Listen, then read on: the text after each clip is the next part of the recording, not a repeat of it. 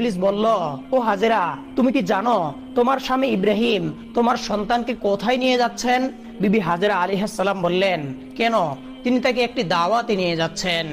ইবলিস বলল, আমি এতদিন ঠিকই শুনেছি নারী জাতি অত্যন্ত সহজ সরল ও ভোলা ভালা, তাদেরকে যে কোনো মিথ্যা কথা বলে ও প্রতারণামূলক কথা বলে ধোকা দেওয়া যায়। তোমার স্বামী তোমাকে ধোকা দিয়েছে।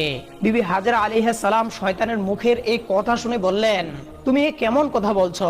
আমার স্বামী আল্লাহর নবী, তিনি কিভাবে আমাকে ধোকা দিতে পারেন? আমি তোমার কথা বিশ্বাস করি না। আর সত্যি করে বলো তো, তুমি কে? কি উদ্দেশ্যে আমার স্বামীর বিরুদ্ধে তুমি আমাকে প্ররোচিত করছো? তুমি এখনই আমার কাছ থেকে দূর হয়ে যাও। ইবলিস বলল, ও হাজেরা, এখন তো তুমি অত্যন্ত তেজের সাথে কথা বলছো, কিন্তু কালকে যখন দেখতে পাবে সত্যি ইব্রাহিম তার সন্তান ইসমাইলকে জবেহ করে দিয়েছে, তখন দেখা যাবে তোমার এত তেজ কোথায় থাকে। বিবি হাজেরা এবার বিরক্ত হয়ে বললেন, আচ্ছা তুমি কি বলতে চাচ্ছ?